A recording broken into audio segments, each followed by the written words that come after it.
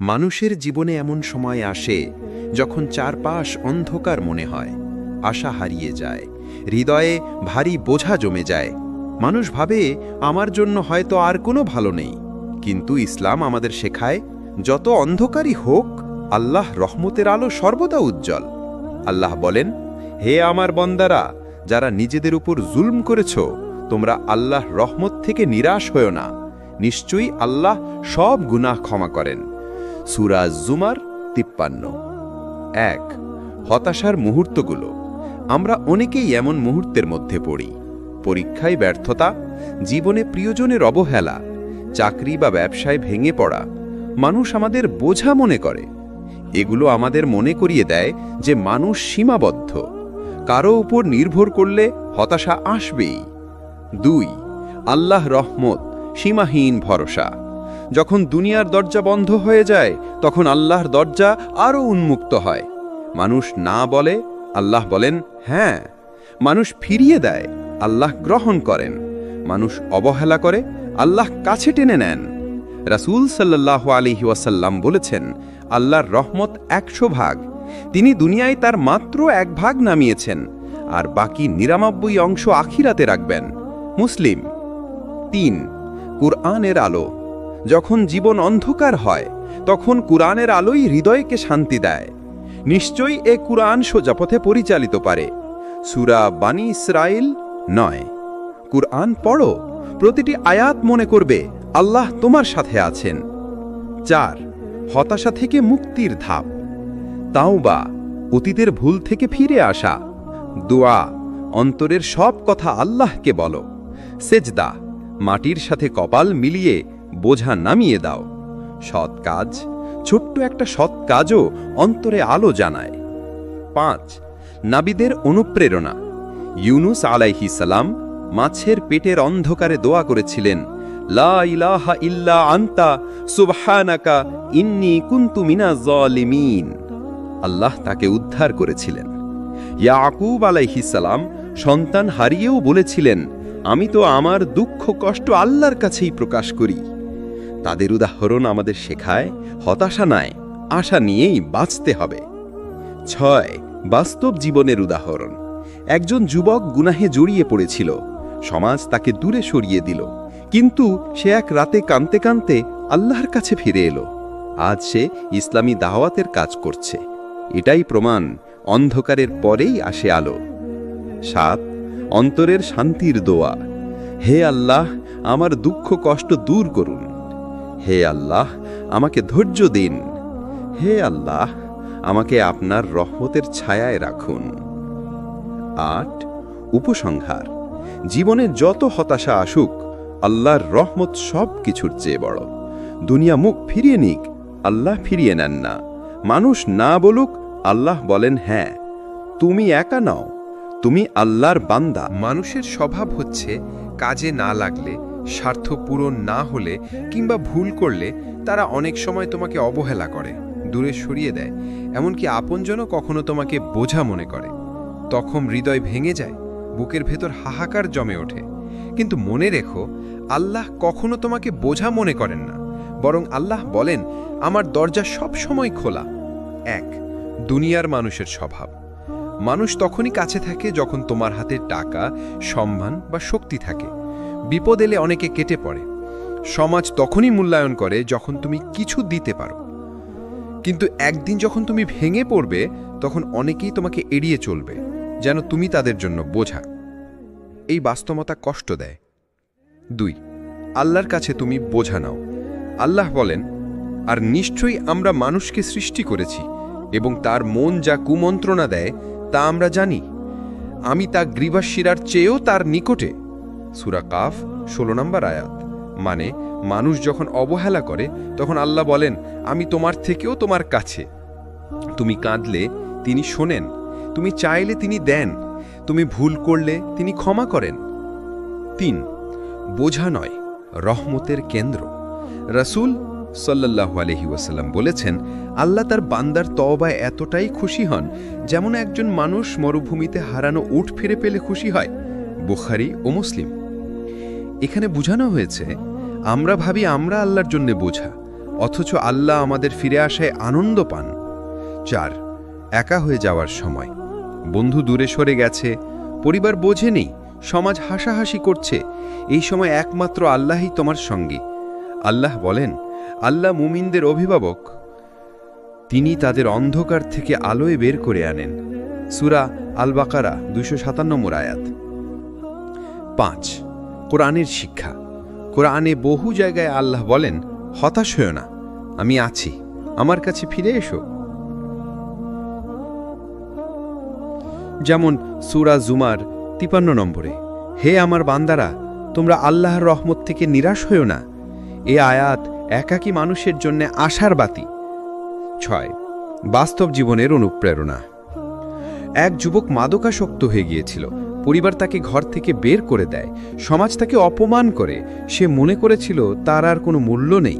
এক রাতে সে এক মসজিদের ইমামের কাছে গিয়ে কেঁদে কেঁদে বলে, আমাকে কি আল্লাহ ক্ষমা করবেন? ইমাম উত্তর দিলেন, আল্লাহ সব কিছু ক্ষমা করতে পারেন যদি তুমি সত্যিই ফিরে আসতে চাও। আজ সেই যুবক অন্যদের নেশা থেকে ফিরে আনার কাজে ব্যস্ত। 7. আল্লাহর কাছে ফিরে আসার উপায়। তাওবা, আল্লাহর কাছে গুনাহ স্বীকার করা। নিয়মিত নামাজ, 5 ওয়াক্ত নামাজ তোমাকে আল্লাহর সঙ্গে জুড়ে রাখে। দুয়া, একাকী অবস্থায় মনের সব কথা শুধু আল্লাহকে বলো। কোরআন তিলাওয়াত, হৃদয়ের অন্ধকার দূর করার সবচেয়ে বড় আলো। সৎ কাজ, মানুষ না বুঝলেও ছোট ছোট সৎ কাজ আল্লাহর কাছে অনেক বড়। 8. অন্তরের ডাক। তুমি যখন মনে করবে আমাকে সবাই বোঝা মনে করছে, তখন অন্তরে বলো, হে আল্লাহ, তুমি আছো, তুমি আমার মালিক। মানুষ না বুঝলেও তুমি আমাকে জানো। মানুষ যদি না ভালোবাসে তাতে কিছু যায় আসে না, তুমি যদি ভালোবাসো তাতেই সব। মানুষ যখন শক্তি, অর্থ আর ক্ষমতায় ভরপুর থাকে, তখন অনেক সময় ভুলে যায় কে আসল মালিক। অহংকার, গর্ব, আত্মবিশ্বাসে আকাশ ছোঁয়ার স্বপ্ন দেখে, কিন্তু হঠাৎ একদিন যখন সব ভেঙে যায়, তখন বোঝা যায় আমরা কতটা অসহায়।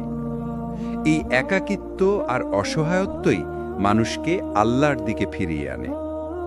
দুনিয়ার অহংকারের বাস্তবতা এক, যিনি আজ ধনী কাল হয়তো নিঃস্ব হয়ে যাবেন, যিনি আজ সুস্থ কাল হয়তো শয্যাশায়ী হবেন, যিনি আজ ক্ষমতাবান কাল হয়তো ক্ষমতা হারাবেন।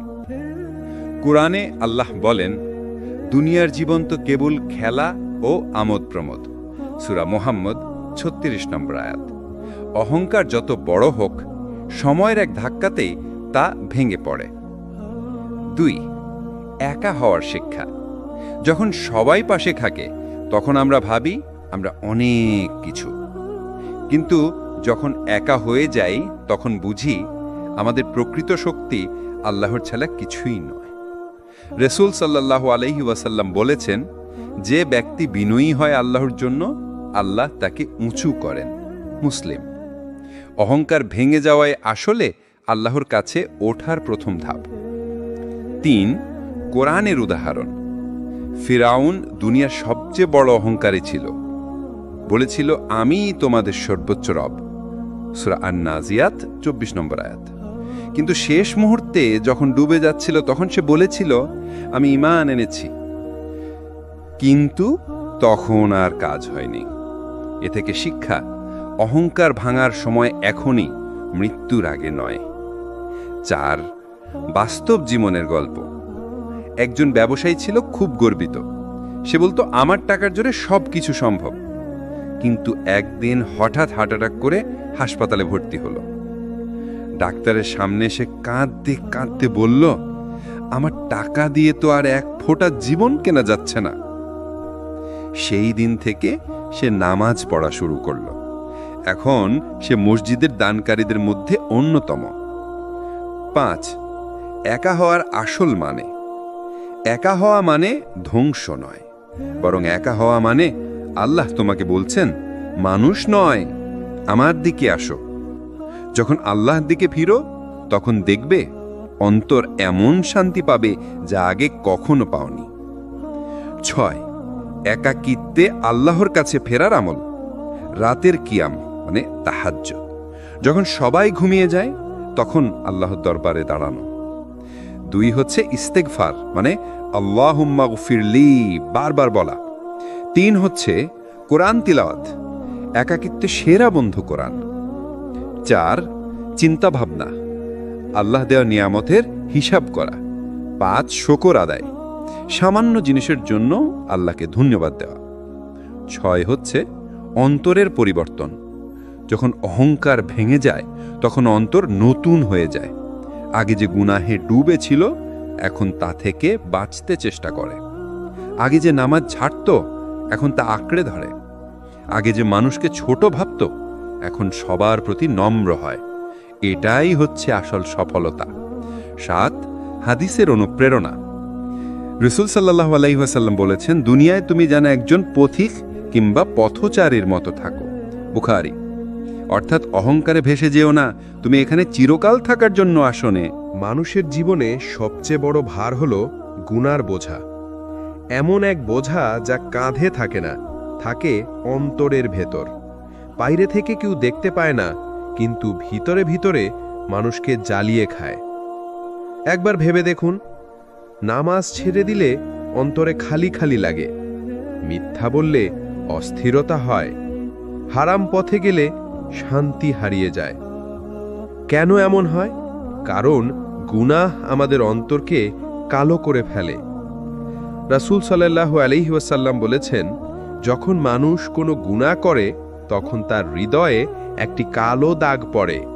যদি সে তওবা করে তা মুছে যায়, কিন্তু যদি সে তওবা না করে এবং গুনাহের উপর অব্যাহত থাকে তবে সেই দাগ বাড়তে থাকে যতক্ষণ না পুরো হৃদয়ে ঢেকে যায়। তিরমিজি। 1 গুনাহের বোঝা কতটা ভারী। মানুষ ভাবে, একটা মিথ্যা দিলে কি হয়, একটু হারাম উপার্জন করলে সমস্যা কি, একটু দৃষ্টি নামালাম না তাতে বা কি হলো। কিন্তু এসব ছোট ছোট গুনাহ একত্র হয়ে পাহাড়ের মতো ভারী হয়ে যায়। আল্লাহ বলেন, যেই একটি অনুপরিমাণ ভালো কাজ করে সে তা দেখতে পাবে, আর যে একটি অনুপরিমাণ মন্দ কাজ করে সেও তা দেখতে পাবে। সূরা জিলজালের 7 থেকে 8 নম্বর আয়াত। অর্থাৎ কোনো গুনাহই ছোট নয়, প্রতিটি গুনাহের হিসাব আছে। 2 গুনাহ আমাদের থেকে কি কেড়ে নেয়? অন্তরের শান্তি, দোয়ার বরকত, ইবাদতের মিষ্টতা, মানুষের সামনে সম্মান এবং সবচেয়ে বড় আল্লাহর নৈকট্য।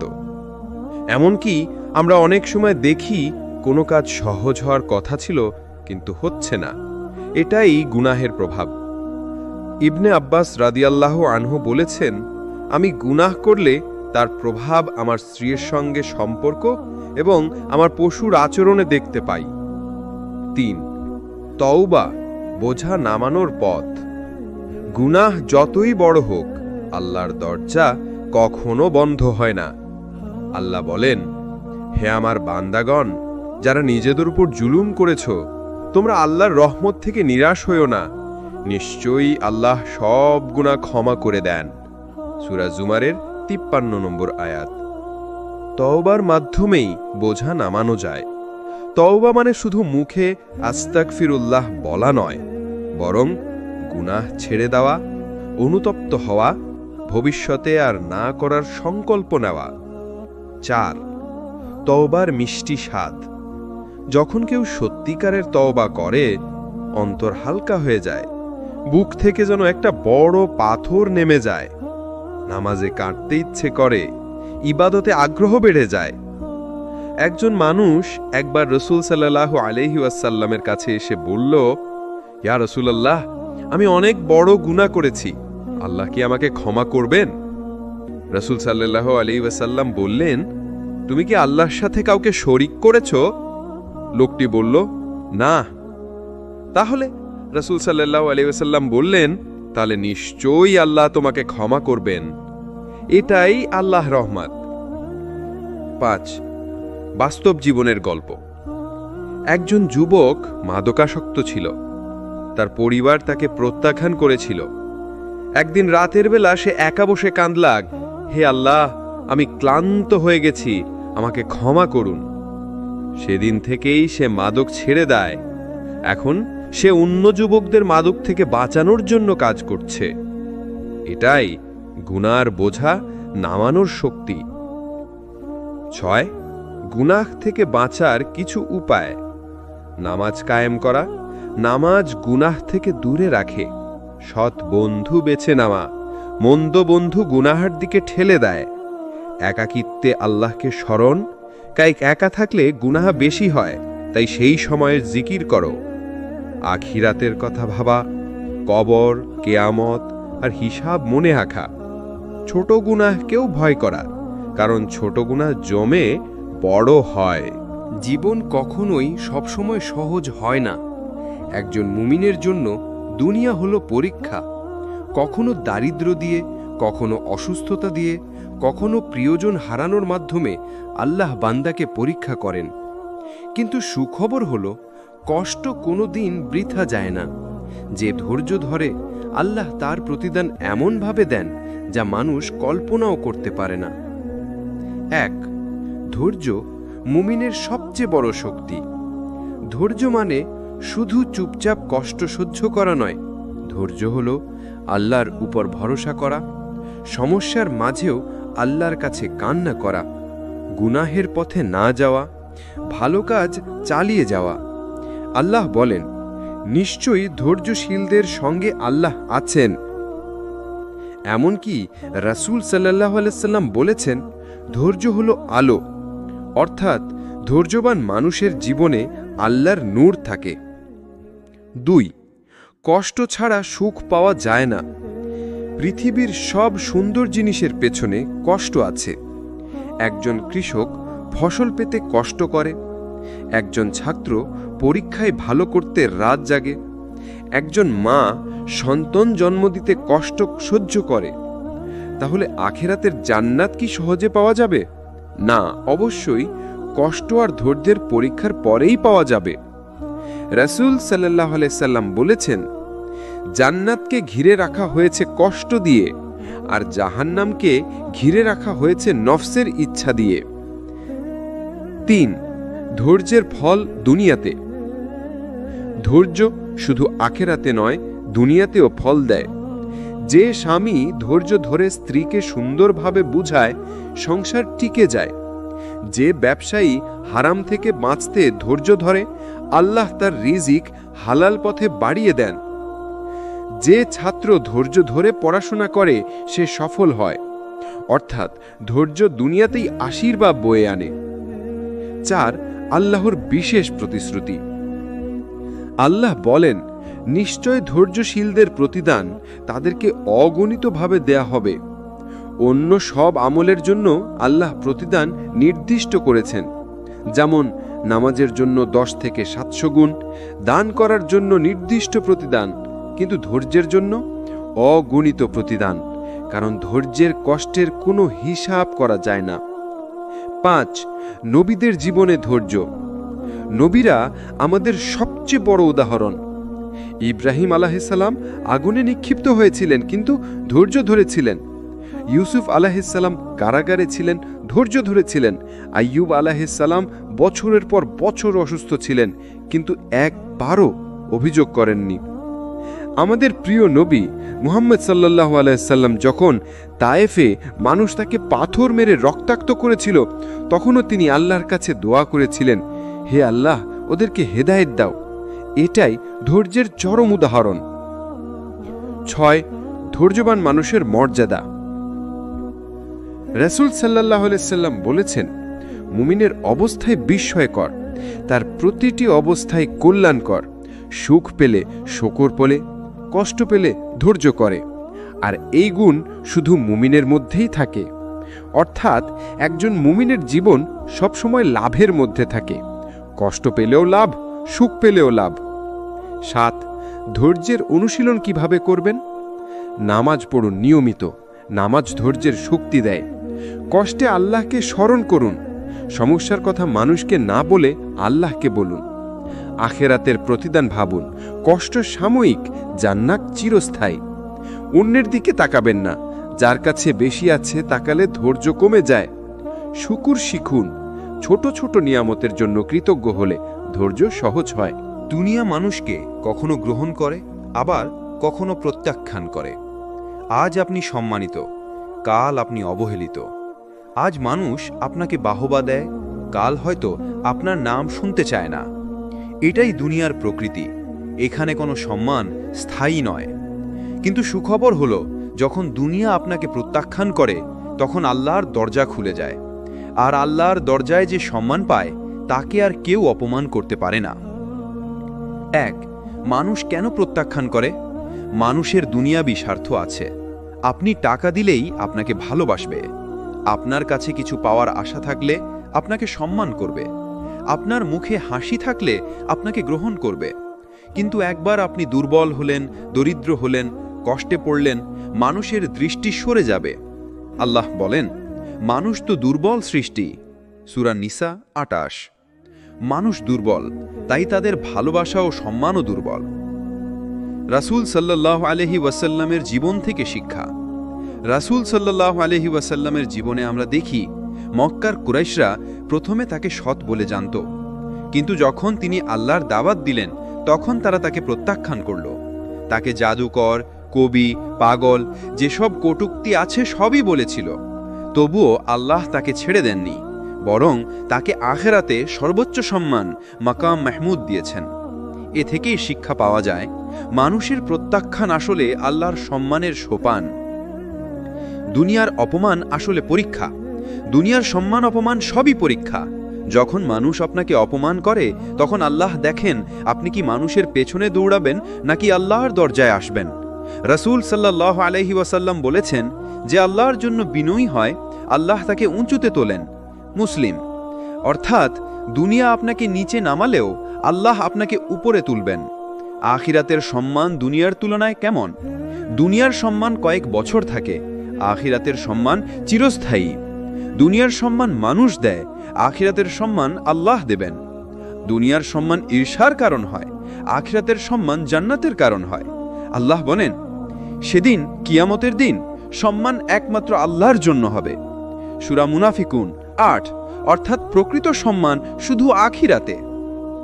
যে সম্মান আল্লাহ দেন, আল্লাহ তার বান্দাকে 3 ভাবে সম্মান দেন।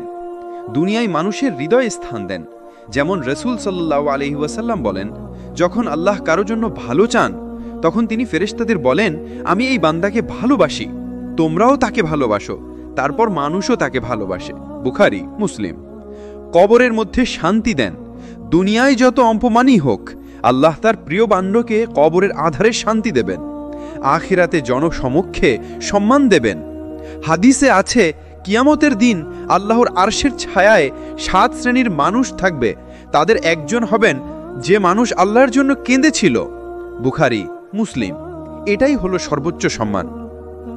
যখন সমাজ আপনাকে বোঝা ভাবে, অনেক সময় সমাজ ভাবে বৃদ্ধ মানুষ সমান বোঝা, অসুস্থ মানুষ সমান বোঝা, দরিদ্র মানুষ সমান বোঝা, অনাথ শিশু সমান বোঝা, কিন্তু আল্লাহর কাছে এরা সবচেয়ে প্রিয়। রাসূল সাল্লাল্লাহু আলাইহি ওয়াসাল্লাম বলেছেন, তোমরা দুর্বলদের কারণে রিজিক পেয়ে থাকো। আবু দাউদ। অর্থাৎ যাদের মানুষ বোঝা ভাবে তাদের কারণেই আল্লাহ রিজিক দেন, রহমত দেন। মানুষ ভুল করে, কেউ ইচ্ছা করে, কেউ অজান্তেই। কেউ ছোট গুনাহ করে, কেউ বড় গুনাহে ডুবে যায়।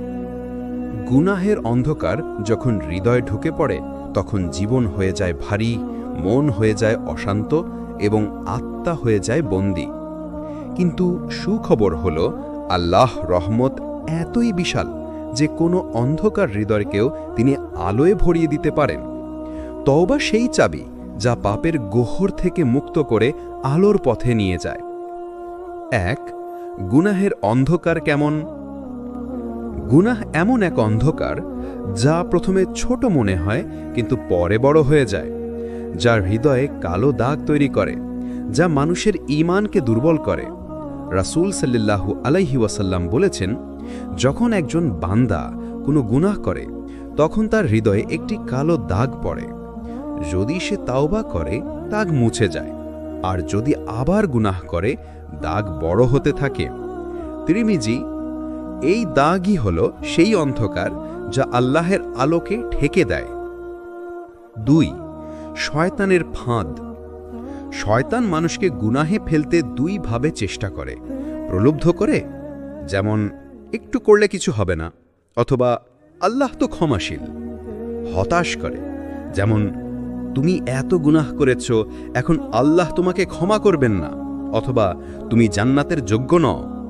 কিন্তু আল্লাহের ঘোষণা স্পষ্ট, হে আমার বান্দারা, যারা নিজেদের প্রতি সীমা লঙ্ঘন করেছ, তোমরা আল্লাহ রহমত থেকে নিরাশ হইও না। নিশ্চয়ই আল্লাহ সব গুনাহ ক্ষমা করেন। সূরা জুমারে। ৩. তওবার দরজা সব সময় খোলা। রাসূল সাল্লাল্লাহু আলাইহি ওয়াসাল্লাম বলেছেন, আল্লাহ তার বান্দার তওবা কবুল করতে থাকেন যতক্ষণ না রূহ গলায় পৌঁছে যায়। অর্থাৎ জীবনের শেষ মুহূর্ত পর্যন্ত তওবার দরজা খোলা। যতই পাপী হোক, যতই অন্ধকারে ডুবে যাক, ফিরে আসলে আল্লাহ কবুল করবেন। ৪. তওবা করার ধাপ। তওবা শুধু মুখে আস্তাগফিরুল্লাহ বলাই নয়, সঠিক তওবা করার 4টি ধাপ আছে। গুনাহ ছেড়ে দেওয়া। গুনাহ বন্ধ না করলে তওবা পূর্ণ হয় না। অতীতে করা গুনাহের জন্য অনুতপ্ত হওয়া। হৃদয়ে কষ্ট অনুভব করতে হবে। আবার না করার দৃঢ় প্রতিজ্ঞা করা। আল্লাহর কাছে প্রতিশ্রুতি দিতে হবে। যদি কারো হক নষ্ট হয়ে থাকে, তা ফেরত দেওয়া বা মাফ চাওয়া। তওবা দ্বারা জীবনে প্রশান্তি আসে, ইবাদতে মিষ্টি স্বাদ আসে, আল্লাহ নিকটবর্তী হওয়ার অনুভূতি জন্মায়। রাসূল সাল্লাল্লাহু আলাইহি ওয়াসাল্লাম বলেছেন, যে ব্যক্তি তওবা করে সে সেই ব্যক্তির মতো যে কখনো গুনাহ করেনি। ইবনে মাজাহ। মানুষের স্বভাব হলো সে কাউকে না কাউকে প্রয়োজন মনে করে, হয় বন্ধু, হয় পরিবার, হয় সমাজ। কেউ না কেউ তার পাশে থাকুক, এটাই চায়। কিন্তু বাস্তবতা হলো একসময় সবাই ছেড়ে যায়। বন্ধুরা দূরে সরে যায়, আত্মীয়রা মুখ ফিরিয়ে নেয়, এমনকি কাছের মানুষও একদিন সাড়া দেয় না। সেই মুহূর্তে মানুষ ভেঙে পড়ে, ভাবে আমি একা। কিন্তু না, সে একা নয়, কারণ আল্লাহ সব সময় আছেন, তিনি কখনো ছাড়েন না। ১. দুনিয়ার সম্পর্ক ক্ষণস্থায়ী। বন্ধু আজ আছে, কাল নেই। সম্পদ আজ আছে, কাল হারিয়ে যায়। স্বাস্থ্য আজ আছে, কাল দুর্বল হয়ে পড়ে। সব দুনিয়াবী সম্পর্ক হলো অস্থায়ী, কেউ চিরদিন পাশে থাকে না। কিন্তু আল্লাহর সম্পর্ক হলো চিরস্থায়ী। তিনি সেই সত্তা যিনি জন্ম থেকে মৃত্যু এবং মৃত্যুর পরেও বান্দার সাথে থাকেন। ২. কুরআনের শিক্ষা। আল্লাহ বলেন, আমি আমার বান্দাদের শিরা উপশিরার থেকেও নিকটবর্তী। সূরা কাফ ১৬। অর্থাৎ যখন সবাই দূরে যায়, তখনও আল্লাহ এতটাই নিকটবর্তী যে আমাদের হৃদয়ের কথাও তিনি জানেন। আরেক আয়াতে বলেছেন, তোমরা যদি আল্লাহকে সাহায্য করো, তিনি তোমাদের সাহায্য করবেন এবং তোমাদের দৃঢ় করবেন। সূরা মুহাম্মদ ৭। ৩. নবীদের উদাহরণ।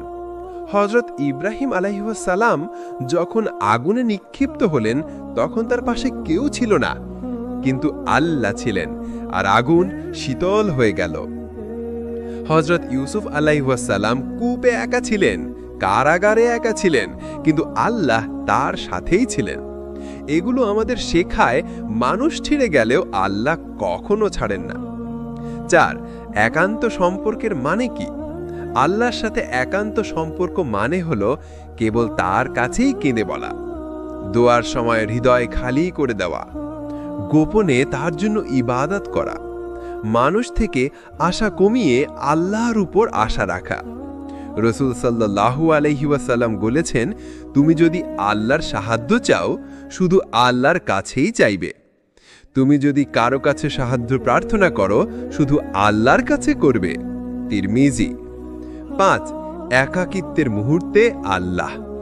জীবনে এমন মুহূর্ত আসবে যখন কেউ খোঁজ নেবে না, তখন মনে হবে আমি একেবারে একা। কিন্তু তখন যদি কেউ সিজদায় পড়ে যায়, দেখবে আল্লাহর সান্নিধ্য এত গভীর যে একাকিত্বই আশীর্বাদে পরিণত হয়।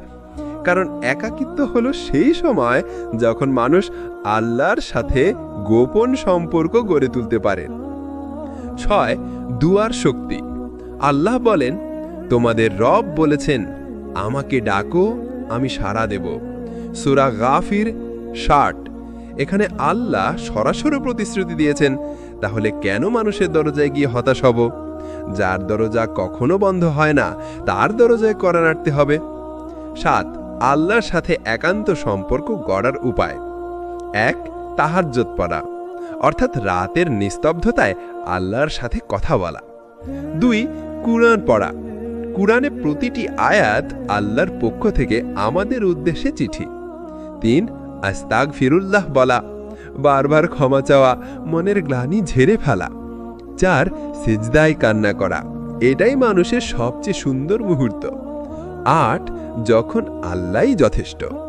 আল্লাহ বলেন, আল্লাহ আমার জন্য যথেষ্ট, তিনি সর্বোত্তম কারিগর। সূরা আলী ইমরান 173। যে হৃদয় এ কথা বুঝতে পারে সে আর মানুষের কাছে দৌড়ায় না, কারণ সে জানে আল্লাহই তার রিজিকদাতা, তার সহায়, তার আশ্রয়। মানুষ স্বাভাবিকভাবে সুখ চায়, শান্তি চায়, কষ্ট এড়িয়ে যেতে চায়, কিন্তু আল্লাহ মানুষকে দুনিয়ায় পাঠিয়েছেন পরীক্ষা দেওয়ার জন্য। এই পরীক্ষার মাধ্যমেই হল কষ্ট, দুঃখ, দারিদ্র্য, ক্ষতি, একাকিত্ব কিংবা প্রিয়জনের মৃত্যু। অনেকেই ভাবে কষ্ট মানেই অভিশাপ, অথচ বাস্তবে কষ্টের আড়ালে আছে রহমত, আর সেই রহমত পাওয়া যায় এক জিনিসের মাধ্যমে, ধৈর্য। প্রথমেই ধৈর্যের সংজ্ঞা। ধৈর্য মানে শুধু চুপচাপ কষ্ট সহ্য করা নয়।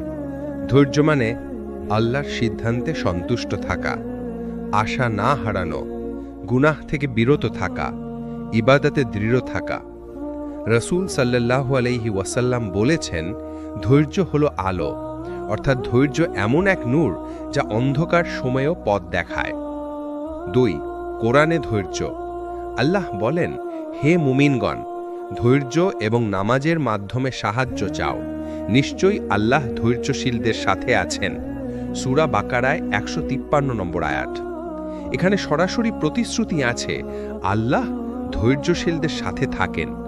মানুষ যদি ছেড়ে দেয় তবুও ধৈর্যের কারণে আল্লাহর সাথে থাকেন। 3. নবীদের ধৈর্যের কাহিনী। হযরত আইয়ুব আলাইহিস সালাম, তিনি বছরের পর বছর অসুস্থ ছিলেন, সব কিছু হারিয়েছিলেন, কিন্তু আল্লাহর প্রতি অভিযোগ করেননি।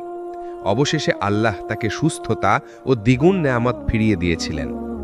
হযরত ইউসুফ আলাইহিস সালাম, ভাইরা কূপে ফেলে দিয়েছিল, অন্যায়ভাবে কারাগারে বন্দী করেছিল, তবুও ধৈর্যের সাথে আল্লাহর উপর ভরসা রেখেছিলেন।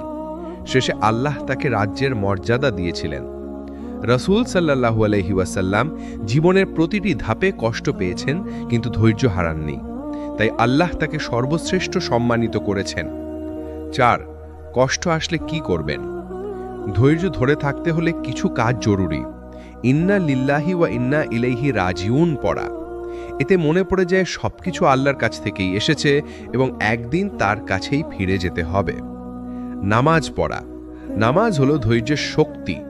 সিজদায় পড়লে কষ্ট হালকা হয়ে যায়। আলহামদুলিল্লাহ বলা, প্রতিটি কষ্টের মাঝেও আল্লাহর নেয়ামত খুঁজে বের করা। অভিযোগ না করা, মানুষকে কষ্টের কথা বলে হতাশ করা নয়, বরং আল্লাহর কাছে কেঁদে বলা। 5. ধৈর্যের পুরস্কার। কোরআনে আল্লাহ বলেন, নিশ্চয়ই ধৈর্যশীলদেরকে তাদের প্রতিদান সীমাহীনভাবে দেয়া হবে। সূরা জুমারের 10 নম্বর আয়াত। অন্যায় সহ্য করলে, কষ্টে ধৈর্য ধরলে, গুনাহ থেকে বাঁচতে লড়াই করলে আল্লাহ সীমাহীন পুরস্কার দেবেন, অর্থাৎ এর কোনো হিসেব নেই। 6. ধৈর্য ও তাওয়াক্কুল। ধৈর্যের সাথে আরেকটি জিনিস দরকার, তাওয়াক্কুল, অর্থাৎ আল্লাহর উপর ভরসা। ধৈর্য হলো ভেতরের শক্তি, আর তাওয়াক্কুল হলো সেই শক্তিকে আল্লাহর উপর ছেড়ে দেওয়া। এ দুটো একসাথে হলে মানুষের মন ভাঙে না। 7. কষ্ট আসলে লুকোনো রহমত। কষ্ট মানুষকে অহংকার থেকে মুক্ত করে। কষ্ট মানুষকে আল্লাহর দিকে টেনে আনে। কষ্ট মানুষকে দোয়ার মানুষ বানায়। কষ্ট মানুষকে অস্থায়ী দুনিয়া থেকে আখিরাতের কথা মনে করিয়ে দেয়। আল্লাহর দৃষ্টিতে কষ্ট কখনো অভিশাপ নয়, বরং এটি বান্দাকে পরিশুদ্ধ করার উপায়। 8. ধৈর্যশীলদের মর্যাদা। রাসূল সাল্লাল্লাহু আলাইহি ওয়াসাল্লাম বলেছেন, কোনো মুসলিম যদি কষ্ট পায়, ক্লান্তি, অসুস্থতা, দুঃখ, দুশ্চিন্তা বা কোনো দুঃখেরজনক ঘটনা, এমনকি একটি কাঁটাও যদি তাকে খোঁচা দেয়, আল্লাহ তার কারণে তার গুনাহ মাফ করে দেন। সহিহ মুসলিম, সহিহ বুখারী। দীর্ঘ যাত্রার শেষ প্রান্তে এসে আমরা একটি বাস্তবতা অনুভব করি, জীবন যতই অন্ধকারে ঢেকে যাক না কেন, আল্লাহর রহমত কখনো নিভে যায় না। মানুষ যখন সমাজের কাছে বোঝা মনে হয়, আত্মীয়রা মুখ ফিরিয়ে নেয়, দুনিয়ার দরজা বন্ধ হয়ে যায়, তখনও আকাশের একটি দরজা সব সময় খোলা থাকে, আল্লাহর দরজা।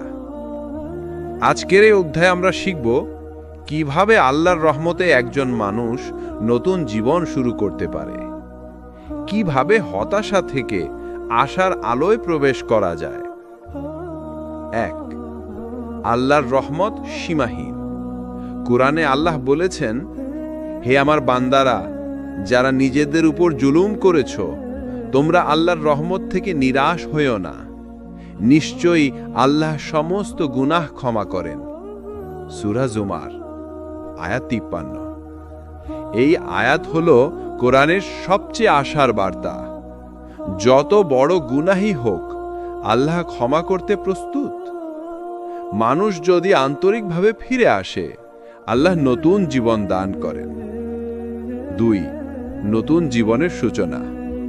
নতুন জীবন শুরু করতে যা দরকার: তওবা, অতীতের ভুল স্বীকার করা, কান্না করে ক্ষমা চাওয়া, নতুন নিয়ত, ভবিষ্যতে আর গুনাহের পথে না যাওয়ার সংকল্প করা, সুন্দর সঙ্গ, নেককার বন্ধুদের সাথে সময় কাটানো, ইবাদত বৃদ্ধি, নামাজ, কোরআন তিলাওয়াত, দোয়া এবং জিকিরকে জীবনের অংশ বানানো, ধৈর্য এবং কৃতজ্ঞতা, সুখে কৃতজ্ঞ, কষ্টে ধৈর্যশীল হওয়া। 3. হতাশা নয়, আশা। হতাশা হলো শয়তানের অস্ত্র। শয়তান চায় মানুষ মনে করুক যে আমার জীবন শেষ, আমি আর ভালো হতে পারবো না। কিন্তু আল্লাহ বলেন, আল্লাহর রহমত থেকে কেবল কাফেররাই নিরাশ হয়। সূরা ইউসুফ আয়াত 87। অর্থাৎ যেই মানুষ আল্লাহতে বিশ্বাস করে, সে কখনো আশা হারাতে পারে না। 4. নতুন জীবনের শক্তি। যে মানুষ আল্লাহর দিকে ফিরে আসে, তার অন্তর শান্ত হয়, সে দুনিয়ার লোভ থেকে মুক্ত হয়, তার চোখে আখিরাতের আলো জ্বলে ওঠে, তার জীবন অন্যদের জন্য উদাহরণ হয়ে দাঁড়ায়। রাসূল সাল্লাল্লাহু আলাইহি ওয়াসাল্লাম বলেছেন, সর্বোত্তম মানুষ সেই যে মানুষের জন্য কল্যাণকর। অতএব আল্লাহর পথে ফেরা মানে শুধু নিজের জন্য নয়, বরং অন্যদের জন্যও উপকারী হয়ে ওঠা। 5. দুনিয়া ও আখিরাতের সাফল্য। যখন কেউ আল্লাহর দিকে ফিরে আসে, তখন আল্লাহ তাকে দুনিয়াতেও সম্মান দেন, আখিরাতেও জান্নাতুল ফিরদাউস দেন। আল্লাহ বলেন, যে আমার কাছে ফিরে আসে, আমি তাকে ভালো জীবন দান করব। সূরা নহল আয়াত 97। অতএব প্রকৃত সাফল্য দুনিয়ার টাকা, পদবি বা খ্যাতি নয়। প্রকৃত সাফল্য হলো আল্লাহর সন্তুষ্টি। 6. যাত্রার শেষ বার্তা। প্রিয় ভাই ও বোনেরা, জীবনের যাত্রায় আমরা অনেক ভুল করেছি, অনেক পাপ করেছি, অনেক সময় হতাশ হয়েছি। কিন্তু আজকের শিক্ষা হলো, আল্লাহর রহমত কখনো শেষ হয় না। আজ যদি আমরা কাঁদতে কাঁদতে তওবা করি, আজ যদি আমরা নামাজে দাঁড়াই, আজ যদি আমরা আল্লাহকে ডাকি, তাহলে আজই আমাদের নতুন জীবনের সূচনা হতে পারে। 7. দোয়া। আসুন আমরা সবাই দোয়া করি। হে আল্লাহ, আমাদের অন্তরকে আলোয় ভরে দিন। হে আল্লাহ, আমাদের গুনাহ মাফ করে দিন। হে আল্লাহ, আমাদের নতুন জীবন দিন, যেখানে থাকবে আপনার সন্তুষ্টি। হে আল্লাহ, আমাদের জান্নাতুল ফিরদাউস দান করুন। উপসংহার: আমাদের এই দীর্ঘ আলোচনার যাত্রা একটাই বার্তা দেয়, অন্ধকার যতই ঘন হোক না কেন, আল্লাহর আলো সব সময় উপস্থিত। শুধু আমাদের দরকার সেই আলোর দিকে এগিয়ে যাওয়া। মানুষের জীবনে এমন সময় আসে যখন চারপাশ অন্ধকার মনে হয়, আশা হারিয়ে যায়, হৃদয়ে ভারী বোঝা জমে যায়, মানুষ ভাবে আমার জন্য হয়তো আর কোনো ভালো নেই, কিন্তু ইসলাম আমাদের শেখায় যত অন্ধকারই হোক আল্লাহ রহমতের আলো সর্বদা উজ্জ্বল। আল্লাহ বলেন, হে আমার বন্দারা, যারা নিজেদের উপর জুলম করেছ, তোমরা আল্লাহ রহমত থেকে নিরাশ হও না, নিশ্চয়ই আল্লাহ সব গুনাহ ক্ষমা করেন। সূরা জুমার 53। 1। হতাশার মুহূর্তগুলো। আমরা অনেকেই এমন মুহূর্তের মধ্যে পড়ি। পরীক্ষায় ব্যর্থতা, জীবনে প্রিয়জনের অবহেলা, চাকরি বা ব্যবসায় ভেঙে পড়া, মানুষ আমাদের বোঝা মনে করে। এগুলো আমাদের মনে করিয়ে দেয় যে মানুষ সীমাবদ্ধ, কারো উপর নির্ভর করলে হতাশা আসবেই। 2। আল্লাহ রহমত, সীমাহীন ভরসা। যখন দুনিয়ার দরজা বন্ধ হয়ে যায় তখন আল্লাহর দরজা আরও উন্মুক্ত হয়। মানুষ না বলে, আল্লাহ বলেন হ্যাঁ। মানুষ ফিরিয়ে দেয়, আল্লাহ গ্রহণ করেন। মানুষ অবহেলা করে, আল্লাহ কাছে টেনে নেন। রাসূল সাল্লাল্লাহু আলাইহি ওয়াসাল্লাম বলেছেন, আল্লাহর রহমত 100 ভাগ, তিনি দুনিয়ায় তার মাত্র 1 ভাগ নামিয়েছেন, আর বাকি 99 অংশ আখিরাতে রাখবেন। মুসলিম। 3। কুরআনের আলো। যখন জীবন অন্ধকার হয় তখন কুরআনের আলোই হৃদয়কে শান্তি দেয়। নিশ্চয়ই এ কুরআন সোজা পথে পরিচালিত করে। সূরা বানী ইসরাইল 9। কুরআন পড়ো, প্রতিটি আয়াত মনে করবে আল্লাহ তোমার সাথে আছেন। 4। হতাশা থেকে মুক্তির ধাপ। তাওবা, অতীতের ভুল থেকে ফিরে আসা। দোয়া, অন্তরের সব কথা আল্লাহকে বলো। সেজদা, মাটির সাথে কপাল মিলিয়ে বোঝা নামিয়ে দাও। সৎ কাজ, ছোট্ট একটা সৎ কাজও অন্তরে আলো জানায়। 5। নাবিদের অনুপ্রেরণা। ইউনুস আলাইহিস সালাম মাছের পেটের অন্ধকারে দোয়া করেছিলেন, লা ইলাহা ইল্লা আনতা সুবহানাকা ইন্নী কুনতু মিনাজ জালিমিন। আল্লাহ তাকে উদ্ধার করেছিলেন। ইয়াকুব আলাইহিস সালাম সন্তান হারিয়েও বলেছিলেন, আমি তো আমার দুঃখ কষ্ট আল্লাহর কাছেই প্রকাশ করি। তাদের উদাহরণ আমাদের শেখায় হতাশা নয়, আশা নিয়েই বাঁচতে হবে। 6। বাস্তব জীবনের উদাহরণ। একজন যুবক গুনাহে জড়িয়ে পড়েছিল, সমাজ তাকে দূরে সরিয়ে দিল, কিন্তু সে এক রাতে কাঁদতে কাঁদতে আল্লাহর কাছে ফিরে এলো। আজ সে ইসলামী দাওয়াতের কাজ করছে। এটাই প্রমাণ, অন্ধকারের পরেই আসে আলো। 7। অন্তরের শান্তির দোয়া। হে আল্লাহ, আমার দুঃখ কষ্ট দূর করুন। হে আল্লাহ, আমাকে ধৈর্য দিন। হে আল্লাহ, আমাকে আপনার রহমতের ছায়ায় রাখুন। 8। উপসংহার। জীবনে যত হতাশা আসুক, আল্লাহর রহমত সব কিছুর চেয়ে বড়। দুনিয়া মুখ ফিরিয়ে নিক, আল্লাহ ফিরিয়ে নেন না। মানুষ না বলুক, আল্লাহ বলেন হ্যাঁ। তুমি একা নাও, তুমি আল্লাহর বান্দা। মানুষের স্বভাব হচ্ছে কাজে না লাগলে, স্বার্থ পূরণ না হলে কিংবা ভুল করলে তারা অনেক সময় তোমাকে অবহেলা করে, দূরে সরিয়ে দেয়, এমনকি আপনজনও কখনো তোমাকে বোঝা মনে করে। তখন হৃদয় ভেঙে যায়, বুকের ভেতর হাহাকার জমে ওঠে। কিন্তু মনে রেখো, আল্লাহ কখনো তোমাকে বোঝা মনে করেন না, বরং আল্লাহ বলেন, আমার দরজা সব সময় খোলা। 1। দুনিয়ার মানুষের স্বভাব। মানুষ তখনই কাছে থাকে যখন তোমার হাতে টাকা, সম্মান বা শক্তি থাকে। বিপদ এলে অনেকে কেটে পড়ে। সমাজ তখনই মূল্যায়ন করে যখন তুমি কিছু দিতে পারো। কিন্তু একদিন যখন তুমি ভেঙে পড়বে, তখন অনেকেই তোমাকে এড়িয়ে চলবে, যেন তুমি তাদের জন্য বোঝা। এই বাস্তবতা কষ্ট দেয়। 2। আল্লাহর কাছে তুমি বোঝা নাও। আল্লাহ বলেন, আর নিশ্চয়ই আমরা মানুষকে সৃষ্টি করেছি এবং তার মন যা কুমন্ত্রণা দেয় তা আমরা জানি। আমি তা গ্রীবাশিরার চেয়েও তার নিকটে। সূরা কাফ 16 নম্বর আয়াত। মানে মানুষ যখন অবহেলা করে তখন আল্লাহ বলেন, আমি তোমার থেকেও তোমার কাছে। তুমি কাঁদলে তিনি শোনেন, তুমি চাইলে তিনি দেন, তুমি ভুল করলে তিনি ক্ষমা করেন। 3। বোঝা নয়, রহমতের কেন্দ্র। রাসূল সাল্লাল্লাহু আলাইহি ওয়াসাল্লাম বলেছেন, আল্লাহ তার বান্দার তওবায় এতটাই খুশি হন যেমন একজন মানুষ মরুভূমিতে হারানো উট ফিরে পেলে খুশি হয়। বুখারী ও মুসলিম। এখানে বোঝানো হয়েছে, আমরা ভাবি আমরা আল্লাহর জন্য বোঝা, অথচ আল্লাহ আমাদের ফিরে আসায় আনন্দ পান। 4। একা হয়ে যাওয়ার সময়। বন্ধু দূরে সরে গেছে, পরিবার বোঝে নেই, সমাজ হাসাহাসি করছে, এই সময় একমাত্র আল্লাহই তোমার সঙ্গী। আল্লাহ বলেন, আল্লাহ মুমিনদের অভিভাবক, তিনি তাদের অন্ধকার থেকে আলোয় বের করে আনেন। সূরা আল বাকারা 257 আয়াত। 5. কোরআনের শিক্ষা। কোরআনে বহু জায়গায় আল্লাহ বলেন, হতাশ হয়ো না, আমি আছি, আমার কাছে ফিরে এসো। যেমন সূরা জুমার 53 নম্বরে, হে আমার বান্দারা, তোমরা আল্লাহর রহমত থেকে নিরাশ হয়ো না। এ আয়াত একাকী মানুষের জন্য আশার বাতি। 6. বাস্তব জীবনের অনুপ্রেরণা।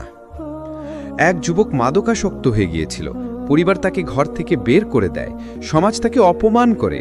সে মনে করেছিল তার আর কোনো মূল্য নেই। এক রাতে সে এক মসজিদের ইমামের কাছে গিয়ে কেঁদে কেঁদে বলে, আমাকে কি আল্লাহ ক্ষমা করবেন?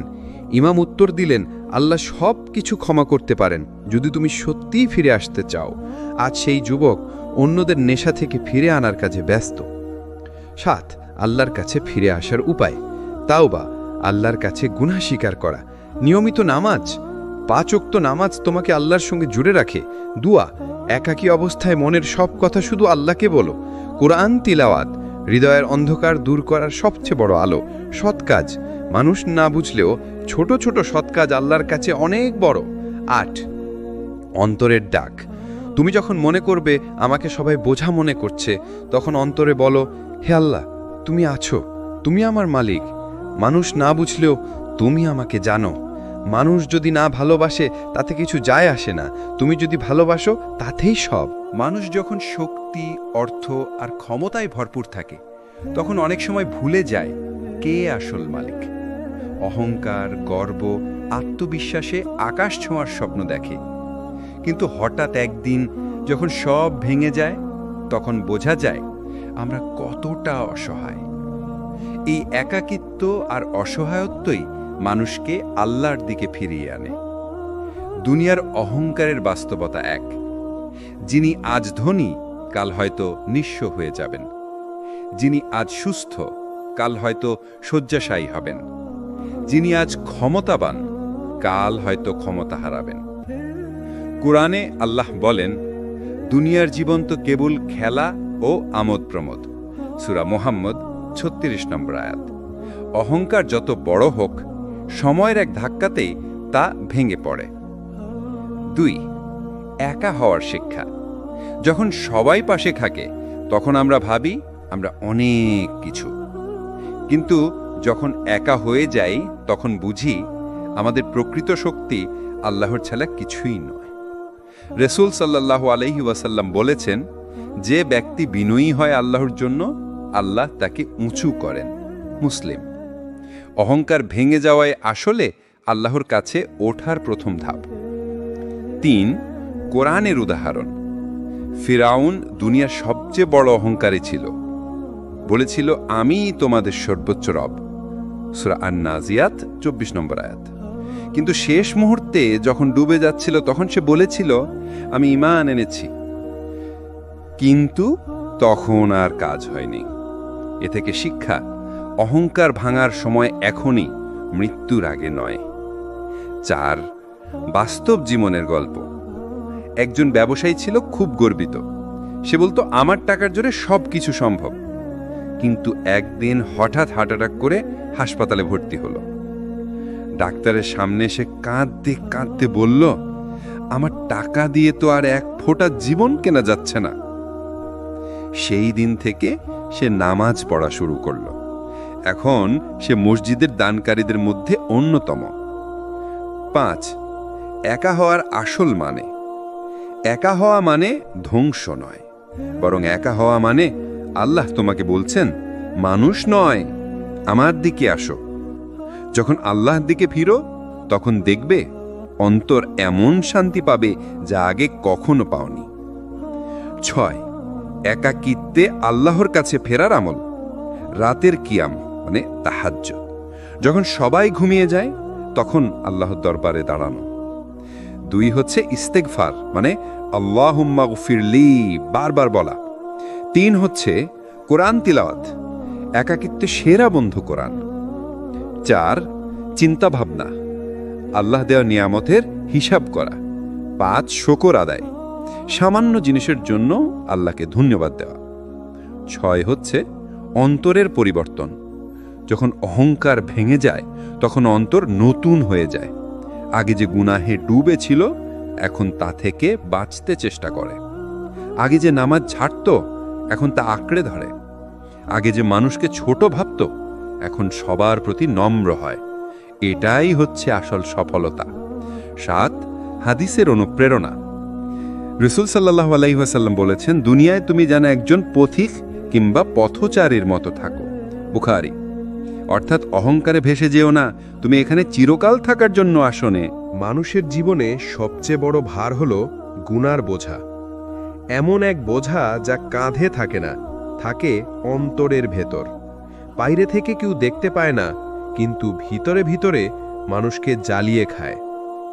একবার ভেবে দেখুন, নামাজ ছেড়ে দিলে অন্তরে খালি খালি লাগে, মিথ্যা বললে অস্থিরতা হয়, হারাম পথে গেলে শান্তি হারিয়ে যায়। কেন এমন হয়? কারণ গুনাহ আমাদের অন্তরকে কালো করে ফেলে। রাসূল সাল্লাল্লাহু আলাইহি ওয়াসাল্লাম বলেছেন, যখন মানুষ কোনো গুনাহ করে তখন তার হৃদয়ে একটি কালো দাগ পড়ে। যদি সে তওবা করে তার মুছে যায়, কিন্তু যদি সে তওবা না করে এবং গুনাহের উপর অব্যাহত থাকে তবে সেই দাগ বাড়তে থাকে, যতক্ষণ না পুরো হৃদয়ে ঢেকে যায়। তিরমিজি। 1 গুনাহের বোঝা কতটা ভারী। মানুষ ভাবে, একটা মিথ্যা দিলে কি হয়, একটু হারাম উপার্জন করলে সমস্যা কি, একটু দৃষ্টি নামালাম না তাতে বা কি হলো। কিন্তু এসব ছোট ছোট গুনাহ একত্র হয়ে পাহাড়ের মতো ভারী হয়ে যায়। আল্লাহ বলেন, যেই একটি অনুপরিমাণ ভালো কাজ করে সে তা দেখতে পাবে, আর যে একটি অনুপরিমাণ মন্দ কাজ করে সেও তা দেখতে পাবে। সূরা জিলজালের 7 থেকে 8 নম্বর আয়াত। অর্থাৎ কোনো গুনাহই ছোট নয়, প্রতিটি গুনাহের হিসাব আছে। 2 গুনাহ আমাদের থেকে কি কেড়ে নেয়? অন্তরের শান্তি, দোয়ার বরকত, ইবাদতের মিষ্টতা, মানুষের সামনে সম্মান এবং সবচেয়ে বড় আল্লাহর নৈকট্য। এমনকি আমরা অনেক সময় দেখি কোনো কাজ সহজ হওয়ার কথা ছিল কিন্তু হচ্ছে না। এটাই গুনাহের প্রভাব। ইবনে আব্বাস রাদিয়াল্লাহু আনহু বলেছেন, আমি গুনাহ করলে তার প্রভাব আমার স্ত্রীর সঙ্গে সম্পর্ক এবং আমার পশুর আচরণে দেখতে পাই। 3 তওবা বোঝা নামানোর পথ। গুনাহ যতই বড় হোক আল্লাহর দরজা কখনো বন্ধ হয় না। আল্লাহ বলেন, হে আমার বান্দাগণ, যারা নিজেদের উপর জুলুম করেছ, তোমরা আল্লাহর রহমত থেকে নিরাশ হইও না, নিশ্চয়ই আল্লাহ সব গুনাহ ক্ষমা করে দেন। সূরা জুমারের 53 নম্বর আয়াত। তওবার মাধ্যমেই বোঝা নামানো যায়। তওবা মানে শুধু মুখে আস্তাগফিরুল্লাহ বলা নয়, বরং গুনাহ ছেড়ে দেওয়া, অনুতপ্ত হওয়া, ভবিষ্যতে আর না করার সংকল্প নেওয়া। 4 তওবার মিষ্টি স্বাদ। যখন কেউ সত্যিকারের তওবা করে অন্তর হালকা হয়ে যায়, বুক থেকে যেন একটা বড় পাথর নেমে যায়। নামাজে কাটতে ইচ্ছে করে, ইবাদতে আগ্রহ বেড়ে যায়। একজন মানুষ একবার রাসূল সাল্লাল্লাহু আলাইহি ওয়াসাল্লামের কাছে এসে বলল, ইয়া রাসূলুল্লাহ, আমি অনেক বড় গুনাহ করেছি, আল্লাহ কি আমাকে ক্ষমা করবেন? রাসূল সাল্লাল্লাহু আলাইহি ওয়াসাল্লাম বললেন, তুমি কি আল্লাহর সাথে কাউকে শরীক করেছ? লোকটি বলল, না। তাহলে রাসূল সাল্লাল্লাহু আলাইহি ওয়াসাল্লাম বললেন, তাহলে নিশ্চয়ই আল্লাহ তোমাকে ক্ষমা করবেন। এটাই আল্লাহর রহমত। 5 বাস্তব জীবনের গল্প। একজন যুবক মাদকাসক্ত ছিল।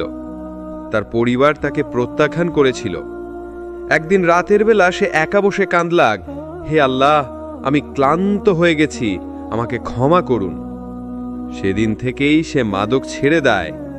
এখন সে অন্য যুবকদের মাদক থেকে বাঁচানোর জন্য কাজ করছে।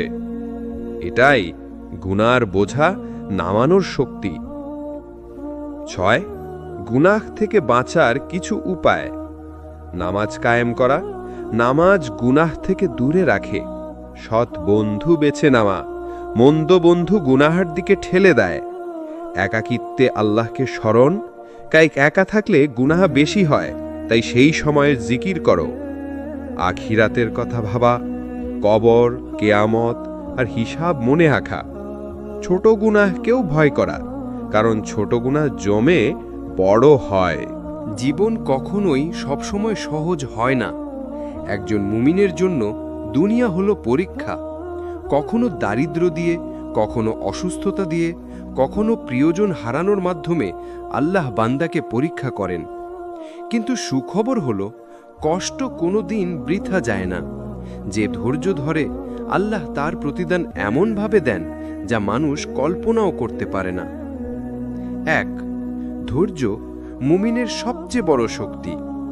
ধৈর্য মানে শুধু চুপচাপ কষ্ট সহ্য করা নয়। ধৈর্য হলো আল্লাহর উপর ভরসা করা, সমস্যার মাঝেও আল্লাহর কাছে কান্না করা, গুনাহের পথে না যাওয়া, ভালো কাজ চালিয়ে যাওয়া। আল্লাহ বলেন, নিশ্চয়ই ধৈর্যশীলদের সঙ্গে আল্লাহ আছেন। এমনকি রাসূল সাল্লাল্লাহু আলাইহি সাল্লাম বলেছেন, ধৈর্য হলো আলো, অর্থাৎ ধৈর্যবান মানুষের জীবনে আল্লাহর নূর থাকে। 2. কষ্ট ছাড়া সুখ পাওয়া যায় না। পৃথিবীর সব সুন্দর জিনিসের পেছনে কষ্ট আছে। একজন কৃষক ফসল পেতে কষ্ট করে, একজন ছাত্র পরীক্ষায় ভালো করতে রাত জাগে, একজন মা সন্তান জন্ম দিতে কষ্ট সহ্য করে। তাহলে আখিরাতের জান্নাত কি সহজে পাওয়া যাবে? না, অবশ্যই কষ্ট আর ধৈর্যের পরীক্ষার পরেই পাওয়া যাবে। রাসূল সাল্লাল্লাহু আলাইহি সাল্লাম বলেছেন, জান্নাতকে ঘিরে রাখা হয়েছে কষ্ট দিয়ে, আর জাহান্নামকে ঘিরে রাখা হয়েছে নফসের ইচ্ছা দিয়ে। 3. ধৈর্যের ফল দুনিয়াতে। ধৈর্য শুধু আখিরাতে নয়, দুনিয়াতেও ফল দেয়। যে স্বামী ধৈর্য ধরে স্ত্রীকে সুন্দরভাবে বুঝায়, সংসার টিকে যায়। যে ব্যবসায়ী হারাম থেকে বাঁচতে ধৈর্য ধরে, আল্লাহ তার রিজিক হালাল পথে বাড়িয়ে দেন। যে ছাত্র ধৈর্য ধরে পড়াশোনা করে, সে সফল হয়।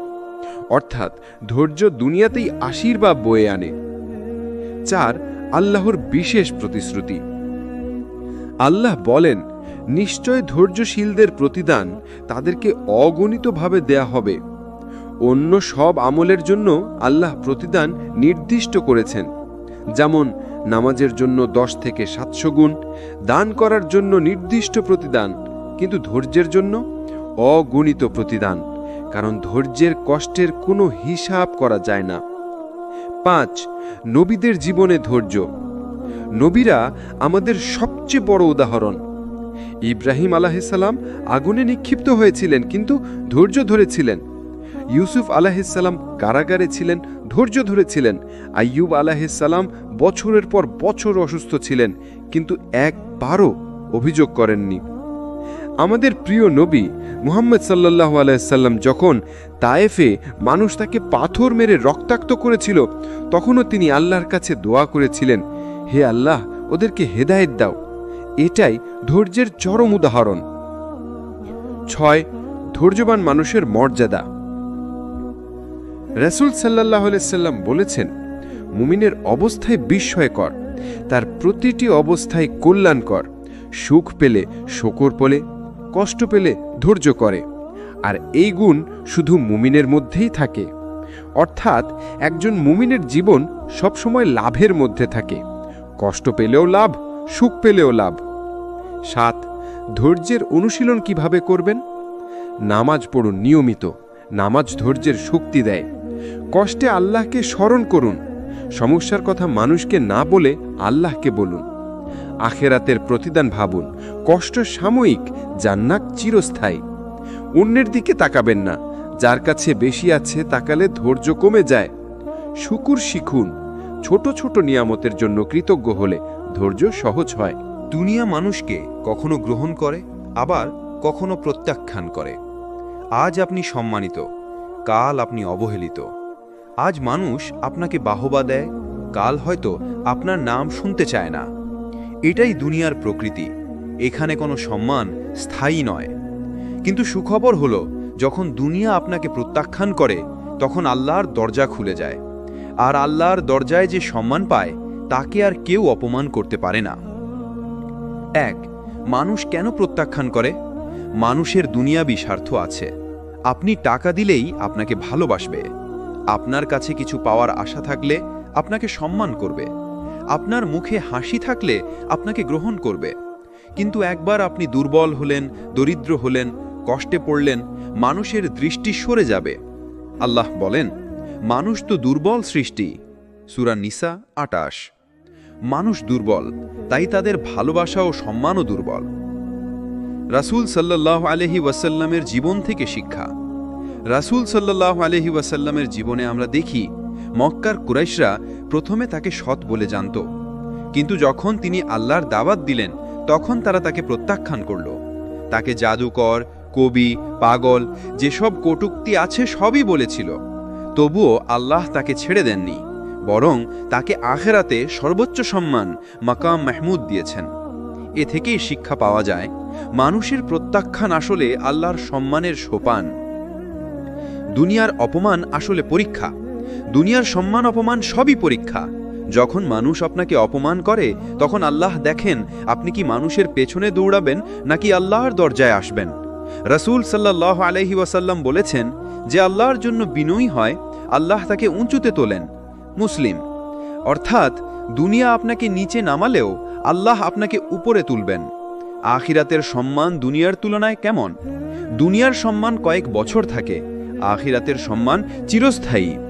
দুনিয়ার সম্মান মানুষ দেয়, আখিরাতের সম্মান আল্লাহ দেবেন। দুনিয়ার সম্মান ঈর্ষার কারণ হয়, আখিরাতের সম্মান জান্নাতের কারণ হয়। আল্লাহ বলেন, সেদিন কিয়ামতের দিন সম্মান একমাত্র আল্লাহর জন্য হবে। সূরা মুনাফিকুন 8। অর্থাৎ প্রকৃত সম্মান শুধু আখিরাতে। যে সম্মান আল্লাহ দেন, আল্লাহ তার বান্দাকে 3 ভাবে সম্মান দেন।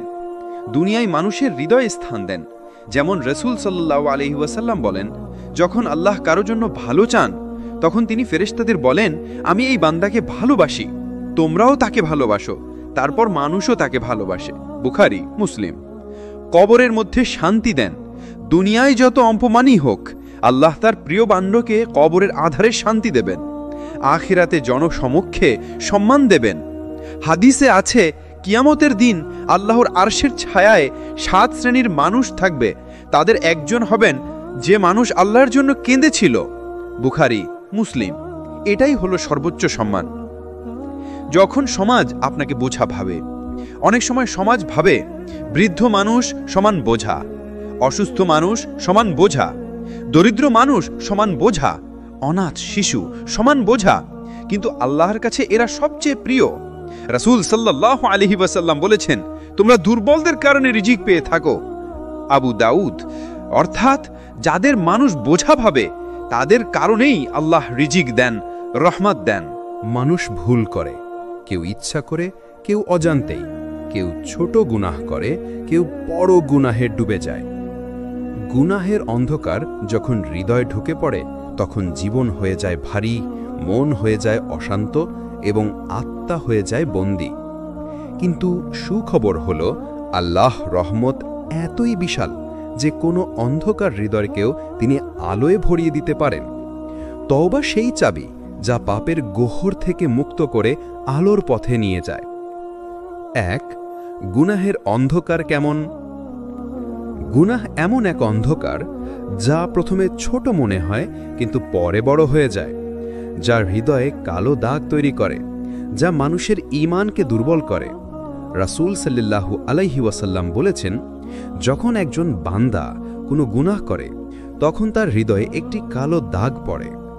যদি সে তাওবা করে দাগ মুছে যায়, আর যদি আবার গুনাহ করে দাগ বড় হতে থাকে। তিরমিজি।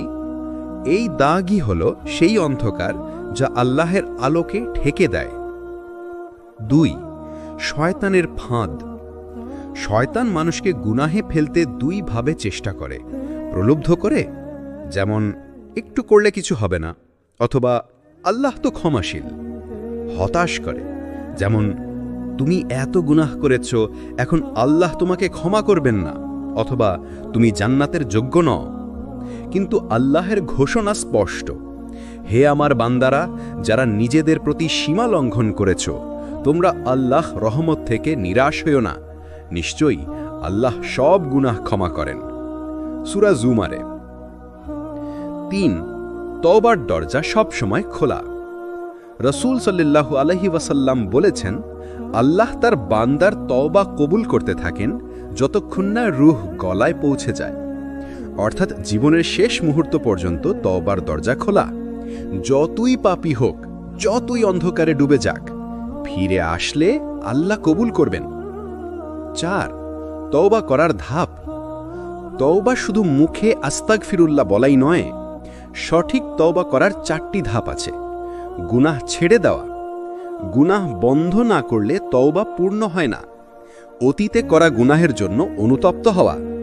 হৃদয়ে কষ্ট অনুভব করতে হবে। আবার না করার দৃঢ় প্রতিজ্ঞা করা। আল্লাহর কাছে প্রতিশ্রুতি দিতে হবে। যদি কারো হক নষ্ট হয়ে থাকে তা ফেরত দেওয়া বা মাফ চাওয়া। তওবা দ্বারা জীবনে প্রশান্তি আসে, ইবাদতে মিষ্টি স্বাদ আসে, আল্লাহ নিকটবর্তী হওয়ার অনুভূতি জন্মায়। রাসূল সাল্লাল্লাহু আলাইহি ওয়াসাল্লাম বলেছেন, যে ব্যক্তি তওবা করে সে সেই ব্যক্তির মতো যে কখনো গুনাহ করেনি। ইবনে মাজাহ। মানুষের স্বভাব হলো সে কাউকে না কাউকের প্রয়োজন মনে করে, হয় বন্ধু, হয় পরিবার, হয় সমাজ। কেউ না কেউ তার পাশে থাকুক, এটাই চায়। কিন্তু বাস্তবতা হলো একসময় সবাই ছেড়ে যায়। বন্ধুরা দূরে সরে যায়, আত্মীয়রা মুখ ফিরিয়ে নেয়, এমনকি কাছের মানুষও একদিন সাড়া দেয় না। সেই মুহূর্তে মানুষ ভেঙে পড়ে, ভাবে আমি একা। কিন্তু না, সে একা নয়, কারণ আল্লাহ সব সময় আছেন, তিনি কখনো ছাড়েন না। 1. দুনিয়ার সম্পর্ক ক্ষণস্থায়ী। বন্ধু আজ আছে, কাল নেই। সম্পদ আজ আছে, কাল হারিয়ে যায়। স্বাস্থ্য আজ আছে, কাল দুর্বল হয়ে পড়ে। সব দুনিয়াবী সম্পর্ক হলো অস্থায়ী, কেউ চিরদিন পাশে থাকে না। কিন্তু আল্লাহর সম্পর্ক হলো চিরস্থায়ী। তিনি সেই সত্তা যিনি জন্ম থেকে মৃত্যু এবং মৃত্যুর পরেও বান্দার সাথে থাকেন। 2. কুরআনের শিক্ষা। আল্লাহ বলেন, আমি আমার বান্দাদের শিরা উপশিরার থেকেও নিকটবর্তী। সূরা কাফ 16। অর্থাৎ যখন সবাই দূরে যায় তখনও আল্লাহ এতটাই নিকটবর্তী যে আমাদের হৃদয়ের কথাও তিনি জানেন। আরেক আয়াতে বলেছেন, তোমরা যদি আল্লাহকে সাহায্য করো, তিনি তোমাদের সাহায্য করবেন এবং তোমাদের দৃঢ় করবেন। সূরা মুহাম্মদ 7। 3. নবীদের উদাহরণ। হযরত ইব্রাহিম আলাইহিস সালাম যখন আগুনে নিক্ষিপ্ত হলেন তখন তার পাশে কেউ ছিল না, কিন্তু আল্লাহ ছিলেন আর আগুন শীতল হয়ে গেল। হযরত ইউসুফ আলাইহিস সালাম কূপে একা ছিলেন, কারাগারে একা ছিলেন, কিন্তু আল্লাহ তার সাথেই ছিলেন। এগুলো আমাদের শেখায় মানুষ ছেড়ে গেলেও আল্লাহ কখনো ছাড়েন না। 4. একান্ত সম্পর্কের মানে কি? আল্লাহর সাথে একান্ত সম্পর্ক মানে হলো কেবল তার কাছেই কেঁদে বলা, দোয়ার সময় হৃদয় খালি করে দেওয়া, গোপনে তার জন্য ইবাদত করা, মানুষ থেকে আশা কমিয়ে আল্লাহর উপর আশা রাখা। রাসূল সাল্লাল্লাহু আলাইহি ওয়াসাল্লাম বলেছেন, তুমি যদি আল্লাহর সাহায্য চাও শুধু আল্লাহর কাছেই চাইবে। তুমি যদি কারো কাছে সাহায্য প্রার্থনা করো শুধু আল্লাহর কাছে করবে। তিরমিজি। 5. একাকিত্বের মুহূর্তে আল্লাহ। জীবনে এমন মুহূর্ত আসবে যখন কেউ খোঁজ নেবে না, তখন মনে হবে আমি একেবারে একা। কিন্তু তখন যদি কেউ সিজদায় পড়ে যায়, দেখবে আল্লাহর সান্নিধ্য এত গভীর যে একাকিত্বই আশীর্বাদে পরিণত হয়। কারণ একাকিত্ব হলো সেই সময় যখন মানুষ আল্লাহর সাথে গোপন সম্পর্ক গড়ে তুলতে পারে। 6. দুয়ার শক্তি। আল্লাহ বলেন, তোমাদের রব বলেছেন, আমাকে ডাকো, আমি সাড়া দেব। সূরা গাফির 60। এখানে আল্লাহ সরাসরি প্রতিশ্রুতি দিয়েছেন, তাহলে কেন মানুষের দরজায় গিয়ে হতাশ হব? যার দরজা কখনো বন্ধ হয় না তার দরজায় কড়া নাড়তে হবে। 7. আল্লাহর সাথে একান্ত সম্পর্ক গড়ার উপায়। 1. তাহাজ্জুদ পড়া, অর্থাৎ রাতের নিস্তব্ধতায় আল্লাহর সাথে কথা বলা। 2. কুরআন পড়া, কুরআনে প্রতিটি আয়াত আল্লাহর পক্ষ থেকে আমাদের উদ্দেশ্যে চিঠি। 3. আস্তাগফিরুল্লাহ বলা, বারবার ক্ষমা চাওয়া, মনের গ্লানি ঝেড়ে ফেলা। 4. সিজদায় কান্না করা, এটাই মানুষের সবচেয়ে সুন্দর মুহূর্ত। 8. যখন আল্লাহই যথেষ্ট। আল্লাহ বলেন, আল্লাহ আমার জন্য যথেষ্ট, তিনি সর্বোত্তম কারিগর। সূরা আলী ইমরান 173। যে হৃদয় এ কথা বুঝতে পারে সে আর মানুষের কাছে দৌড়ায় না, কারণ সে জানে আল্লাহই তার রিজিকদাতা, তার সহায়, তার আশ্রয়। মানুষ স্বাভাবিকভাবে সুখ চায়, শান্তি চায়, কষ্ট এড়িয়ে যেতে চায়, কিন্তু আল্লাহ মানুষকে দুনিয়ায় পাঠিয়েছেন পরীক্ষা দেওয়ার জন্য। এই পরীক্ষার মাধ্যমেই হল কষ্ট, দুঃখ, দারিদ্র্য, ক্ষতি, একাকিত্ব কিংবা প্রিয়জনের মৃত্যু। অনেকেই ভাবে কষ্ট মানেই অভিশাপ, অথচ বাস্তবে কষ্টের আড়ালে আছে রহমত, আর সেই রহমত পাওয়া যায় এক জিনিসের মাধ্যমে, ধৈর্য। প্রথমেই ধৈর্যের সংজ্ঞা। ধৈর্য মানে শুধু চুপচাপ কষ্ট সহ্য করা নয়। ধৈর্য মানে আল্লাহর সিদ্ধান্তে সন্তুষ্ট থাকা, আশা না হারানো, গুনাহ থেকে বিরত থাকা, ইবাদতে দৃঢ় থাকা। রাসূল সাল্লাল্লাহু আলাইহি ওয়াসাল্লাম বলেছেন, ধৈর্য হলো আলো, অর্থাৎ ধৈর্য এমন এক নূর যা অন্ধকার সময়েও পথ দেখায়। 2. কোরআনে ধৈর্য। আল্লাহ বলেন, হে মুমিনগণ, ধৈর্য এবং নামাজের মাধ্যমে সাহায্য চাও, নিশ্চয়ই আল্লাহ ধৈর্যশীলদের সাথে আছেন। সূরা বাকারায় 153 নম্বর আয়াত। এখানে সরাসরি প্রতিশ্রুতি আছে আল্লাহ ধৈর্যশীলদের সাথে থাকেন। মানুষ যদি ছেড়ে দেয় তবুও ধৈর্যের কারণে আল্লাহর সাথে থাকেন। 3. নবীদের ধৈর্যের কাহিনী। হযরত আইয়ুব আলাইহিস সালাম, তিনি বছরের পর বছর অসুস্থ ছিলেন, সব কিছু হারিয়েছিলেন, কিন্তু আল্লাহর প্রতি অভিযোগ করেননি। অবশেষে আল্লাহ তাকে সুস্থতা ও দ্বিগুণ নেয়ামত ফিরিয়ে দিয়েছিলেন। হযরত ইউসুফ আলাইহিস সালাম, ভাইরা কূপে ফেলে দিয়েছিল, অন্যায়ভাবে কারাগারে বন্দী করেছিল, তবুও ধৈর্যের সাথে আল্লাহর উপর ভরসা রেখেছিলেন। শেষে আল্লাহ তাকে রাজ্যের মর্যাদা দিয়েছিলেন। রাসূল সাল্লাল্লাহু আলাইহি ওয়াসাল্লাম জীবনের প্রতিটি ধাপে কষ্ট পেয়েছেন, কিন্তু ধৈর্য হারাননি, তাই আল্লাহ তাকে সর্বশ্রেষ্ঠ সম্মানিত করেছেন। 4. কষ্ট আসলে কি করবেন? ধৈর্য ধরে থাকতে হলে কিছু কাজ জরুরি। ইন্না লিল্লাহি ওয়া ইন্না ইলাইহি রাজিউন পড়া। এতে মনে পড়ে যায় সবকিছু আল্লাহর কাছ থেকেই এসেছে এবং একদিন তার কাছেই ফিরে যেতে হবে। নামাজ পড়া। নামাজ হলো ধৈর্যের শক্তি। সিজদায় পড়লে কষ্ট হালকা হয়ে যায়। আলহামদুলিল্লাহ বলা। প্রতিটি কষ্টের মাঝেও আল্লাহর নেয়ামত খুঁজে বের করা। অভিযোগ না করা। মানুষকে কষ্টের কথা বলে হতাশ করা নয়, বরং আল্লাহর কাছে কেঁদে বলা। 5. ধৈর্যের পুরস্কার। কোরআনে আল্লাহ বলেন, নিশ্চয়ই ধৈর্যশীলদেরকে তাদের প্রতিদান সীমাহীনভাবে দেয়া হবে। সূরা জুমারের 10 নম্বর আয়াত। অন্যায় সহ্য করলে, কষ্টে ধৈর্য ধরলে, গুনাহ থেকে বাঁচতে লড়াই করলে আল্লাহ সীমাহীন পুরস্কার দেবেন, অর্থাৎ এর কোনো হিসেব নেই। 6. ধৈর্য ও তাওয়াক্কুল। ধৈর্যের সাথে আরেকটি জিনিস দরকার, তাওয়াক্কুল, অর্থাৎ আল্লাহর উপর ভরসা। ধৈর্য হলো ভেতরের শক্তি, আর তাওয়াক্কুল হলো সেই শক্তিকে আল্লাহর উপর ছেড়ে দেওয়া। এ দুটো একসাথে হলে মানুষের মন ভাঙে না। 7. কষ্ট আসলে লুকোনো রহমত। কষ্ট মানুষকে অহংকার থেকে মুক্ত করে। কষ্ট মানুষকে আল্লাহর দিকে টেনে আনে। কষ্ট মানুষকে দোয়ার মানুষ বানায়। কষ্ট মানুষকে অস্থায়ী দুনিয়া থেকে আখিরাতের কথা মনে করিয়ে দেয়। আল্লাহর দৃষ্টিতে কষ্ট কখনো অভিশাপ নয়, বরং এটি বান্দাকে পরিশুদ্ধ করার উপায়। 8. ধৈর্যশীলদের মর্যাদা।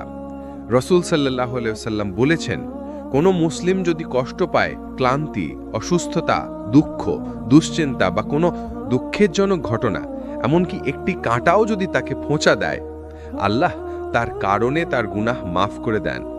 সহিহ মুসলিম, সহিহ বুখারী। দীর্ঘ যাত্রার শেষ প্রান্তে এসে আমরা একটি বাস্তবতা অনুভব করি, জীবন যতই অন্ধকারে ঢেকে যাক না কেন, আল্লাহর রহমত কখনো নিভে যায় না। মানুষ যখন সমাজের কাছে বোঝা মনে হয়, আত্মীয়রা মুখ ফিরিয়ে নেয়, দুনিয়ার দরজা বন্ধ হয়ে যায়। তখনও আকাশের একটি দরজা সব সময় খোলা থাকে, আল্লাহর দরজা। আজকের এই অধ্যায়ে আমরা শিখব কিভাবে আল্লাহর রহমতে একজন মানুষ নতুন জীবন শুরু করতে পারে, কিভাবে হতাশা থেকে আশার আলোয় প্রবেশ করা যায়। 1. আল্লাহর রহমত সীমাহীন। কুরআনে আল্লাহ বলেছেন, হে আমার বান্দারা, যারা নিজেদের উপর জুলুম করেছ, তোমরা আল্লাহর রহমত থেকে নিরাশ হইও না। নিশ্চয়ই আল্লাহ সমস্ত গুনাহ ক্ষমা করেন। সূরা জুমার আয়াত 53। এই আয়াত হল কোরআনের সবচেয়ে আশার বার্তা। যত বড় গুনাহই হোক, আল্লাহ ক্ষমা করতে প্রস্তুত। মানুষ যদি আন্তরিকভাবে ফিরে আসে, আল্লাহ নতুন জীবন দান করেন। 2. নতুন জীবনের সূচনা। নতুন জীবন শুরু করতে যা দরকার: তওবা, অতীতের ভুল স্বীকার করা, কান্না করে ক্ষমা চাওয়া। নতুন নিয়ত, ভবিষ্যতে আর গুনাহের পথে না যাওয়ার সংকল্প করা। সুন্দর সঙ্গ, নেককার বন্ধুদের সাথে সময় কাটানো।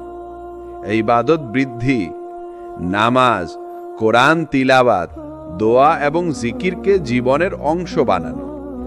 ধৈর্য এবং কৃতজ্ঞতা, সুখে কৃতজ্ঞ, কষ্টে ধৈর্যশীল হওয়া। 3.